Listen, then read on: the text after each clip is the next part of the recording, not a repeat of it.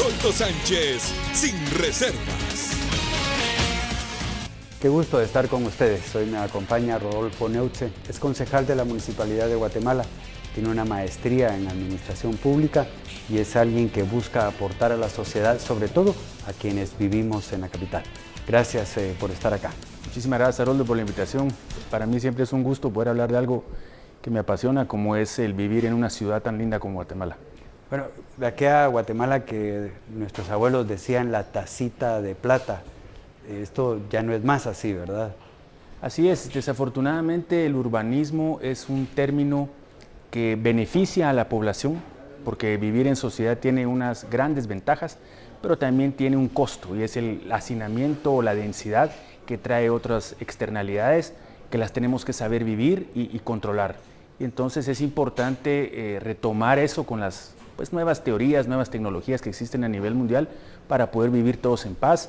Y después nosotros, esta ciudad se fundó en 1775, obviamente hemos tenido que ir evolucionando y nosotros no debemos de ser la excepción. Somos la ciudad más importante que existe entre nosotros y Medellín, no hay nadie de este tamaño y nosotros tenemos que estar preparados para los cambios que se dan a nivel mundial, y entonces es importante que todos como sociedad nos preparemos para trabajar adecuadamente para vivir mejor. Esta ciudad decían que empezaba en la 18 calle y terminaba ya por el hipódromo. Esto es ya muy lejano en nuestra propia vida. ¿Cómo los guatemaltecos hemos ido cambiando al ver cómo la ciudad creció tanto? Pues fíjate que en 1985, que sean que 33 años ya, los constituyentes dejaron en el artículo 231 la necesidad de hacer el distrito metropolitano. O sea, han pasado más de 30 años en donde nuestra Constitución ya preveía que teníamos que atacar los problemas que iban a venir por culpa de la densidad y no hemos hecho nada al respecto. Entonces es importantísimo que todos los sectores, no importa la bandera política, académica, empresarial, lo que sea, nos pongamos de acuerdo en normas básicas de vivir, porque como hablamos antes de empezar esta entrevista, el tráfico es un tema que nos abruma a todos. Y de alguna manera es el costo de vivir en sociedad, en ciudad, y hay que atacar esos problemas en conjunto y encontrar las soluciones que existen, pero hay que ponernos de acuerdo de en qué ciudad queremos vivir, en qué nivel de cordialidad debemos de estar y el estilo de vida de cada uno de nosotros acoplarse a esta ciudad tan cambiante y tan grande. En base a su experiencia, ¿usted cree que el tema del tráfico podría tener algún tipo de solución viable? Por supuesto. El problema del tráfico tiene una única solución probada en todos lados del mundo y se llama transporte público. Transporte público que permita que las personas dejemos el carro, dejemos la moto y nos movilicemos en medios masivos de movilización. Y desafortunadamente han habido esfuerzos aislados y necesitamos como sociedad concentrar todos estos esfuerzos para tener un transporte público digno que nos beneficie a todos, no solo a una parte de la población, sino que a todos, y descarguemos de alguna manera las calles que nunca van a ser suficientes. No hay paso a desnivel que resuelva el problema del tráfico, no hay anchamiento o que segundo nivel en las carreteras, no se puede. Hay que recaer e invertir en el transporte público como la única manera de resolver ese tema del tráfico. Y este transporte público, la experiencia dice que si este transporte es responsabilidad de la municipalidad, es mejor que sea transporte público-privado. Yo creo que tenemos que ir nuevamente a lo que hablábamos al principio, o sea, ya una municipalidad de cualquiera de los que conforman la ciudad, Mixco, Santa Catarina, Guatemala, Palencia inclusive, bueno, ya hay gente que vive en Chimaltenango y viene a trabajar a la ciudad de Guatemala. Ninguna municipalidad, aunque Superman llegue a manejarla, va a resolver el transporte público. Tiene que ser algo consensuado y por eso hablábamos que la Constitución habla del distrito metropolitano. Tiene que haber una coordinación y el transporte no necesariamente tiene que ser público o privado, sino que una combinación. Hay buenísimos ejemplos en Sudamérica, veamos los ejemplos que hay en Colombia, en Medellín, en Chile. Hay maneras de entrarle, pero lo importante es saber que hasta que no invirtamos como sociedad en un transporte público que tiene que pagarse, no vamos a resolver el problema del tráfico. Hoy por hoy vemos que se trata de mantener tarifas que son ficticias. Los usuarios no pagan la tarifa oficial, sino que pagan más caro. Entonces, no hay transporte más caro que el que no existe. Y nosotros tenemos que ponernos de acuerdo y ver cómo vamos resolviendo el problema del mismo. Yo creo que soluciones hay muchas. Simplemente es falta de voluntad y falta de querer resolver este tema que nos afecta a todos. El subvencionar el transporte público, la semana pasada tuvimos el gran problema del transurbano. Esto, ¿cómo usted lo visualiza? ¿Debemos de seguir subsidiando este tipo de transporte? Yo creo que en todas las sociedades del mundo existe una subvención al transporte, pero está dirigida, es decir, no se da masivamente, sino que se da a las personas. Existe hoy por hoy la tecnología suficiente para darle una tarjeta a los estudiantes para que puedan ir a la escuela y que paguen el transporte público, a los de la tercera edad, a las personas que realmente necesitan ese subsidio, y que los transportistas cobren un valor que sea justo, que los usuarios estaríamos dispuestos a pagarlo por un servicio de calidad y de prontitud, y que el subsidio exista, pero a los necesitados, porque si no, nunca va a llegar a existir un transporte público correcto. Como bien menciona usted, la semana pasada vimos que todos esos millones de quetzales no nos han dejado la solución. Como repito, han sido transportes públicos, de alguna manera está el Transmetro, está el Transurbano, están los buses rojos. No ha habido una coordinación y por lo tanto tenemos mucho de nada. Y ese es un problema que no podemos seguir viviendo con ese. Bueno, estaba usted escuchando a Rodolfo Neutze. Él es ex concejal de la municipalidad, sabe de qué está hablando, tiene ese expertise y tiene esa preocupación porque los que vivimos en la capital también entendamos que esta no es una ciudad como la que tuvieron nuestros abuelos, menos nuestros padres, que ya alcanzaron esa densidad, la cual creció después del terremoto de 1986. Que, bueno, Guatemala, la ciudad se convirtió en algo pequeño y ahora es mucho más pequeña todavía. Vamos a ir con los patrocinadores y regresamos en un momento con ustedes.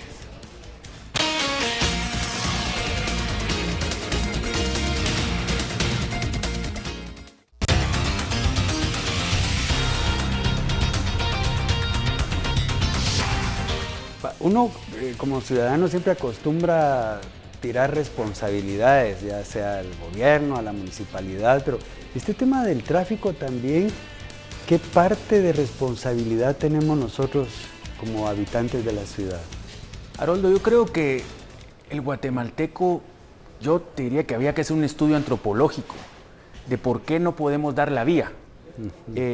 Cualquiera que hemos tenido la oportunidad de manejar un carro y vemos de que en un cruzamiento uno quiere pedir paso, mira la cara del otro piloto que acelera, porque como que sentiría que va a perder su masculinidad si da paso. Entonces yo creo que también empieza por ahí. Tenemos que aprender a vivir en cordialidad. Yo creo que el transporte público no solo son los buses o los metros o los, ¿cómo se llama?, los cables.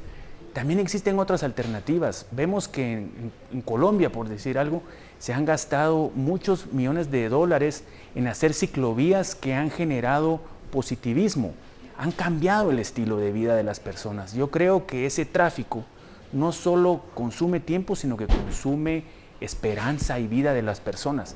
Y entonces eso nos hace estar en un estado de ánimo que va generando una tristeza generalizada que no es buena para el país. Entonces yo creo que el transporte como tal, el tráfico, tiene implicaciones de abandono de la familia, de las responsabilidades, de esa vida que tú mencionabas de cuando era Mostacita de Plata, donde no solo era que era bella la ciudad, sino que vivir dentro de la ciudad lo aprovechábamos. Entonces, yo sí creo que nosotros como guatemaltecos tenemos que saber que tiene un costo dejar que el tráfico siga.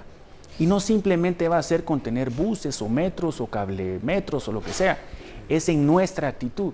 Tan sencillo como dar paso al peatón y darle paso al de enfrente, porque poco a poco pues vamos liberando ese estrés. Vivir en sociedad tiene un costo, pero nosotros tenemos que participar y ser activos en los cambios. Digamos, a mí me tocó la oportunidad de ser concejal, que para mi juicio es el mejor trabajo que uno puede tener porque representa a sus vecinos. Pero participar en política, participar en cargos públicos es responsabilidad de todos. Y más en un tema tan importante como el poder local. Yo creo que en el poder local, que es el que se encarga de nuestra basura, de nuestra agua, de nuestra iluminación, todos tenemos que jugar una parte. Y en el transporte que tú bien mencionaste, hay un gran factor que es personal de cada uno de los vecinos que tenemos que dar nuestro granito de arena. La Policía Municipal de Tránsito, bueno, es una entidad que no tiene muchos años, pues no es joven, pero tampoco es una entidad vieja, digamos. Así es. A veces también los capitalinos quisiéramos que ellos intervinieran en todo. Si hay un asalto, ¿cómo podemos congeniar esta situación también de inseguridad en el transporte público? Bueno, el tema del transporte público, la inseguridad radica en... Es un tema muy profundo que una municipalidad sola no puede resolver. Yo creo que hay paliativos que una municipalidad puede hacer. Una policía municipal de tránsito ayuda a tratar de aliviar, pero existen otros mecanismos y estamos en el 2018. La tecnología que nos dan los teléfonos, la facilidad con que podemos resolver los problemas, deberíamos de aprovecharla. La desmonetización del pago del transporte público es algo que hemos oído y hablado, se ha invertido millones de quetzales y no se ha culminado. El que no haya dinero en efectivo reduce la violencia sobre los pilotos de los buses y quita un poco ese nivel de estrés que hay en el transporte público. Pero a lo mismo también nos sirve para que las personas se puedan movilizar tranquilamente si no existe ese riesgo de que lo asalten al chofer por quitarle el dinero que lleva. Entonces eso va haciendo que el transporte público sea más accesible para todos. Yo creo que la Policía Municipal de Tránsito cumple una función que también la tecnología podría resolver. Debiéramos de invertir en semáforos más inteligentes que de alguna manera pudieran aliviar los atrancones. Yo veo la labor increíble que hacen algunos policías de tránsito dando paso, pero no pueden estar coordinados con otro policía de tránsito que está 1 kilómetro antes. Y entonces uno da mucho paso para la derecha, pero el otro para a los de la izquierda, y entonces al final de ayudar complican. Yo creo que también existen tecnologías probadas en otras ciudades del mundo para aliviar el tránsito y que esos posibles recursos se pudieran canalizar a educar de alguna manera a nuestros niños para que el problema de la violencia se reduzca. Yo creo que el tráfico ocasiona que muchas familias se desintegren y son el fruto fértil para que la violencia surja. Si nosotros resolvemos esos problemas de movilidad en la ciudad, vamos a ver una reducción en la violencia en unos 10, 15 años. Pero hay que empezar a sembrar ahorita esos arbolitos para que crezcan en 15 años. Hay que empezar a tomar medidas hoy, duras y drásticas, pero tenemos que reconocer que no hemos hecho nada y que hay que empezar a hacerlo ya. Las motos han invadido las calles. ¿Esto estaba contemplado en algún plan de ordenamiento o de repente nos han desbordado porque son más baratas, porque uno puede circular más? ¿Qué hacer con esto también? No, yo no creo que haya habido nadie que haya tenido el plan de que nos volviéramos como un país asiático lleno de motos. Sí. O sea, realmente yo te puedo decir que tengo amigos que me da miedo que anden en moto porque ya siento que se van. No les veo con la habilidad de un motorista. No, yo creo que es simplemente un paliativo a ese estrés que es andar en un carro. Creo que es una manera de las personas de tratar de reducir el tiempo que se pasa en el tráfico con un método alternativo que no es lo mejor. Yo no creo que las motos sean la mejor solución. Hay algunas personas que por el acceso de que es un poco más barata lo hacen, pero si hubiera un transporte público relativamente accesible, la gente preferiría eso que andar en moto. Yo no creo que las motos sean la solución. Creo que se van a convertir en un tremendo problema si no hacemos algo ya, porque como tú dices, ha aumentado masivamente su uso y no va a ser beneficioso. Son peligrosas por la prisa con la que andan las personas y no estamos acostumbrados a compartir la calle con una moto. O sea, no, es un problema que se va a agrandar y que tenemos que empezar a planear cómo resolverlo. Bueno, estamos con Rodolfo Neutze, usted ya ha escuchado, tiene mucho conocimiento de lo que está hablando y es evidente que esta situación de las calles por el tráfico, uno que anda en carro, de verdad, el ser cortés, el dar lugar, el no andar peleando desde temprano, el entender que el tráfico es así, que no es mi enemigo el que llevo adelante, menos la moto, porque usted sabe, la moto es uno de los vehículos menos seguros que existen. Entonces sí tengamos cuidado, tanto para protegernos nosotros y proteger a los demás. Si salimos con violencia a la calle, bueno, solo aumentamos más la violencia que encontramos a diario. Vamos a hacer el último enlace con los patrocinadores y estamos de nuevo en un momento con ustedes.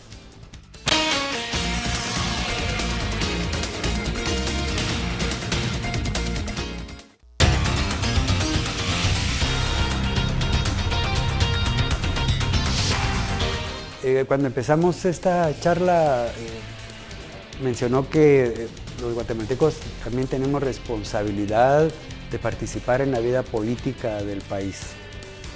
¿Es esto fácil o no lo es? Porque usted que ha tomado una decisión, eso no afecta a la familia. Mire tantos políticos que deciden formar parte de las mafias en un país como el nuestro. ¿Usted qué piensa de eso? Por supuesto que es dificilísimo, Haroldo, es la decisión más difícil que uno puede tomar, pero precisamente por lo difícil que es, hay que tomarla.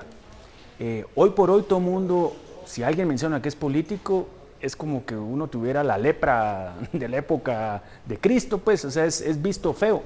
Pero en todos los gremios hay personas buenas y malas. Y son un pequeño grupo de malos los que a veces le dan mala imagen a los gremios. En el tema político, pues venimos de un desgaste muy fuerte que tuvo la clase política y yo creo que es muy bueno para el país que haya una renovación. Pero lo que no se puede hacer es quedarse uno en su casa y creer que aislándose de la política va a mejorar. No, para nada. A menos que nos vayamos de regreso a vivir a la montaña y cada quien salga a defenderse de sí mismo, la política va a existir cuando vivamos en sociedad. Y lo más importante es que en este país, que ha pagado un alto precio por vivir en democracia, hay muchísimas opciones para que la gente participe. Y si no quiere participar, por lo menos tiene una obligación de que si un conocido lo hace, lo apoye moralmente para que se anime. Hoy por hoy, yo estoy realmente preocupado. ¿Quién van a ser los valientes que el año entrante, 2019, se lancen para cualquier cargo de elección popular? La población tiene que creer que de alguna manera hay un futuro. Nosotros tenemos que volver a creer que es posible hacer cambios. Y eso solo se logra con que el vecino, la persona más responsable que uno conozca de su barrio, uno lo motive y lo apoye moralmente a que participe en cualquier cosa, en su comité de barrio, en su COCODE, en cualquier actividad que pueda ayudar al beneficio de la comunidad. No podemos aislarnos de la política porque si no, este espiral se va a agrandar y estos problemas que hoy estamos sufriendo se van a agrandar más. Tenemos que participar y yo les digo a las personas, a los jóvenes que están con muchísimas ganas de dar su granito de arena, que hay diferentes opciones para participar y que lo hagan. Es la única manera que Guatemala va a salir adelante. Pero difícil no es difícil, es dificilísimo. Y es por eso que hay que hacerlo. ¿Cómo cambiar esa percepción que el ciudadano tiene del político cuando cada 4 años vuelve a confiar? Porque esto no es lo que nos pasó en la elección pasada o la anterior. Yo le aseguro que dentro de unos años, que nos toca en el 2019, la gente volverá a soñar y a tener esperanza. ¿Qué se debe de hacer para no estar frustrando a una sociedad como esta que cada vez que vota se topa después con una pared? Hay una regla económica que habla de la ley de la oferta y la demanda, y en la política no es diferente. Mientras nosotros, los guatemaltecos de a pie, no demandemos, o sea, exijamos una clase política mejor, la oferta va a ser pobre y pura lata. Nosotros tenemos que ser muy cuidadosos y creo que estamos evolucionando en ver las calidades de los funcionarios que vamos a elegir. En junio del 2019 vamos a cambiar a los 158 diputados, a los 335 alcaldes y al Ejecutivo. Entonces, queda año y pico, la campaña empieza en un año.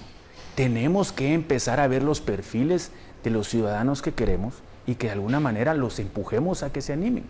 Porque aquí no podemos volvernos como el avestruz que vamos a meter la cabeza bajo la tierra. No, alguien tiene que dirigir este país, alguien tiene que encargarse de que esta sociedad dé el brinco para que la desigualdad ya no exista.